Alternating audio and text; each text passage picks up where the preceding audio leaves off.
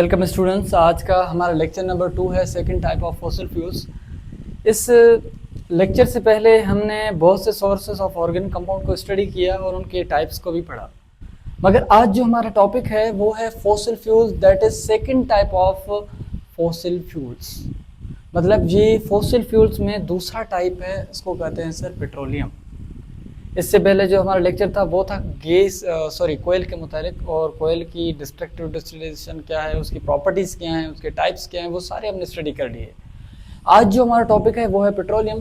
तो बगैर टाइम लगाए हुए लेक्चर को स्टार्ट करते हैं, तो थोड़ा स्टडी करें फिर ही हम इसको समझते हैं। तो पेट्रोलियम की अगर माना समझें तो पेट्रोलियम दो वर्ड की मीनिंग है, दो वर्ड है उसमें। एक है petro means rock, oils, oleum means oil. इसको अगर डेफिनेशन की तरफ बोलें तो कहेंगे sir it is also called rock oil और crude oil in the unrefined state. उस स्टेट में जहां ये चीज साफ ना हो, साफ ना किया गया हो, उस स्टेट में इस पेट्रोलियम को या तो रॉक ऑयल कहा जाता है या तो क्रूड ऑयल कहा जाता है। अगर it is a black and thick liquid which found below the earth crust, ये एक पतला सा, अगर मैं कहूँ फेट, अगर फेट और ब्लैक कलर में एक लिक्विड है जो ज़मीन के नीचे से निकलता है, इसी चीज़ को कहा जाता है पेट्रोलियम। अगर पेट्रोलियम की बात की जाए कि सर पेट्रोलियम बनता कैसे है, तो कहेंगे सर हज़ारों साल पहले जो एनिमल्स मरे थे और उनको जब ज़मीन में गाड़ा गया था नेचुरली, तो वो हज़ारों सालों के बाद वो डिकम्पोज होके पेट्रोलियम के स्टेट में अभी हमें मिलते हैं। अब सवाल ये है कि सर वो पेट्रोलियम के स्टेट में कैसे आए, तो मैं आपको एक कॉन्सेप्ट याद दिलवा दूं। मैंने इससे तीसरे लेक्चर में आपको पढ़ाया था कि सर जब हेवी जब स्टोन्स या रेत जब किसी बॉडी के ऊपर आ जाए, फिर वो हाई टेम्परेचर और हाई प्रेशर के नीचे जब डिकम्पोज होना शुरू करे तो वो अपना स्टेट चेंज कर लेता है। या तो वो पेट्रोलियम बन जाता है, या वो कोयला बन जाता है, या वो गैस की हालत में मिलता है। तो मैं कहूँगा कि सर जो पहले सब मेरीन एनिमल्स है, सब मेरीन एनिमल्स मतलब वो एनिमल्स जो पानी से पीते, वो जो जिनकी पैदाइश पानी से हो, जो पानी पीते हो, पानी की रिहाइश हो, उन्हीं चीज़ को कहते हैं सबमेरीन एनिमल्स। वो सबमेरीन एनिमल्स जब हज़ारों सालों पहले ज़मीन में गाड़ दिए गए नेचुरली तौर पे, फिर वो टूट टूट को हमें पेट्रोलियम की हालत में मिलने लगे। तो इसीलिए हम कहते हैं सर जो ऑयल हमें रॉक्स के नीचे मिले, पत्थरों के नीचे मिले, उसी चीज़ को कहा जाता है रॉक ऑयल। अब बेटा एक बात हमेशा याद रखना, अक्सर हमेशा लोग समझते हैं कि पेट्रोलियम पेट्रोल को कहा जाता है, ऐसा नहीं है। पेट्रोलियम एक ऑयल है जो ज़मीन के नीचे से हमें मिलता है, और उसी चीज़ को रिफाइन करके हम पेट्रोल, डीजल वगैरह अलग बहुत सी चीज़ें वैसे बनाते हैं। तो ये बात समझनी ज़रूरी है कि पेट्रोल नहीं होता पेट्रोलियम एक ऐसा कहा जाए कि रॉ मटेरियल जिससे पेट्रोल, डीजल और भी चीज़ें बहुत सी बनती हैं। तो it is a liquid fossil fuel which is formed when be decomposition of ancient marine. जब एंशिएंट मेरीन डिकम्पोज हुए, फॉसिल फ्यूल्स लिक्विड के स्टेट में मिलने लगे, उसी चीज़ को कहने लगे हम पेट्रोलियम।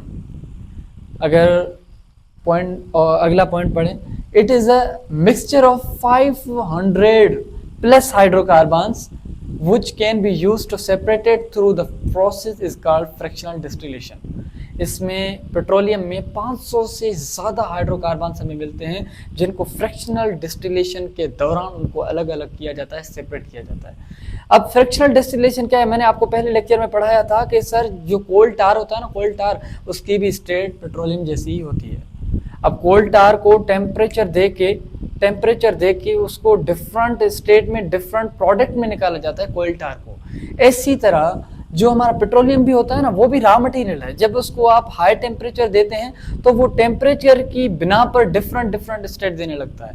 अगर मैं कहूँ, मैं यहाँ करवा भी देता हूँ, मसलन एक कंटेनर है, ठीक है, थोड़ा ये फजीलत मिलाएं इसको, ऐसा हो गया।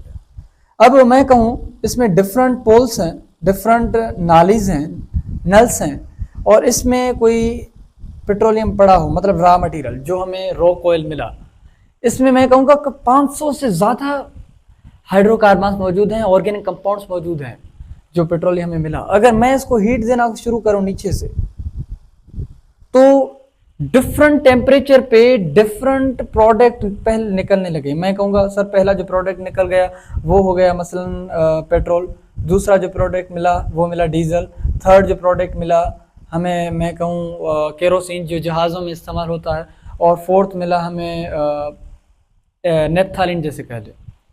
अब ये डिफरेंट टेम्परेचर पे डिफरेंट प्रोडक्ट मिल रहे हैं, तो हम कहेंगे सर जो जितने टेम्परेचर पे निकले उसकी टेम्परेचर उतनी ही है।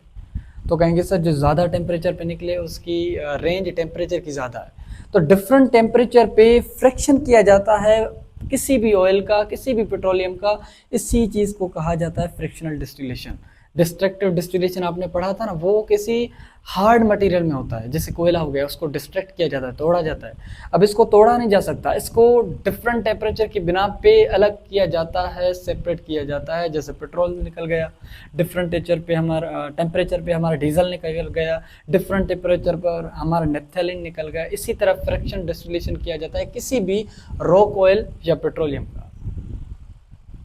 उम्मीद है कि बात समझ में आई होगी।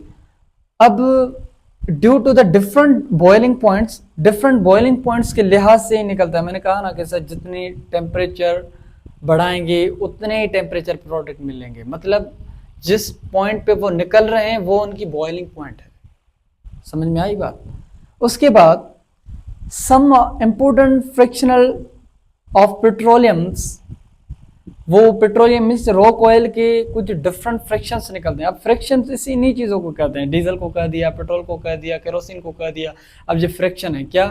डिस्टिलेशन का मतलब क्या है? सेपरेट करना। फ्रिक्शन मतलब जो चीज़ें, जो प्रोडक्ट निकले, तो कहूँगा सर ये जो प्रोडक्ट निकल रहे हैं ना, ये हमारे फ्रिक्शंस हैं। अब यहाँ कुछ इंपॉर्टेंट फ्रिक्शन हमने लिखे हैं पेट्रोलियम के। जैसे पहली जो फ्रिक्शन है हमारा है केरोसिन। केरोसिन एक पेट्रोल का टाइप है जो अक्सर एरोप्लेन्स में इस्तेमाल होता है। मतलब आम जिंदगी में जो हम पेट्रोल इस्तेमाल करते हैं गाड़ियों में, उसमें और जो जहाज़ों में इस्तेमाल होता है उसमें फ़र्क है। उसकी टेम्परेचर हाई होती है, हाई टेम्परेचर पे ही वो उड़ सकता है। इसी तरह डीजल आ गई। डीजल अब हमारे मोटरसाइकिल पे नहीं चलता। क्यों? डीजल को काम करवाने के लिए, उसको तोड़ने के लिए हमें हाई टेम्परेचर की ज़रूरत होती है, और हमारे जो मोटरसाइकिल की इंजन है ना, उसमें इतनी एफिशिएंसी नहीं होती कि वो उस चीज़ को तोड़ सके। इसीलिए हम जो मोटरसाइकिल में इस्तेमाल किया जाने वाला पेट्रोल है उसको कहते हैं सर गैसोलीन। अब गैसोलीन ज़्यादा से ज़्यादा कार में भी इस्तेमाल होता है, मगर उसके स्टॉक्स होते हैं भाई, 4 स्ट्रोक का पेट्रोल डालना, 2 स्ट्रोक का पेट्रोल डालना, तो स्टॉक्स भी होते हैं पेट्रोल्स में, वो अलग चीज़ है। इसको हम रिफाइनिंग में स्टडी करेंगे। ये इंट्रो था पेट्रोलियम का कि सर पेट्रोलियम क्या है, उसके प्रॉपर्टीज़ क्या है, वो कहाँ से मिली, ये सारी चीज़ उनके बारे में थी। अब आते हैं नेक्स्ट, नेचुरल गैस। अब नेचुरल गैस क्या है? फॉसिल फ्यूल्स का थर्ड टाइप है। हमने पढ़े थे सर फॉसिल फ्यूल्स पहला ऑर्गेनिक कंपाउंड का सोर्स है, जिसमें 3 टाइप्स होते हैं। पहला होता है कोयला, जिसके मुतालिक हमने पिछले लेक्चर्स भी स्टडी किए हैं। अब हमारा जो थर्ड टाइप है फॉसिल फ्यूल्स में वो है नेचुरल गैस। अब नेचुरल गैस की बात की जाए, नेचुरल गैस क्या है, तो कहेंगे sir it is a gaseous fossil fuel. ये फॉसिल फ्यूल्स है, ये ऑर्गेनिक कंपाउंड है, ये जल सकता है, मगर किस स्टेट में है? कहेंगे सर गैस में। वो फॉसिल फ्यूल जो गैस की स्टेट में मिले, it is called gaseous fossil fuel. उसके बाद अब it farmed undergoes by decomposition of animals for millions of year ago. ये बनता उन चीज़ों से है, उन एनिमल से है जो लाखों साल पहले ज़मीन में दब गए थे और डिकम्पोज हुए। उनके टूटने की वजह से ये प्रोडक्ट बना। इस प्रोडक्ट को कहा जाता है नेचुरल गैस। अब हमने पेट्रोलियम की बात की थी। हमने कहा सर पेट्रोलियम तब बनता है जब हज़ारों साल पहले कोई चीज़ दबा हो, वो डिकम्पोज हुआ हो, वो लिक्विड के स्टेट में मिलने लगा, वो कहलाता था रॉक ऑयल।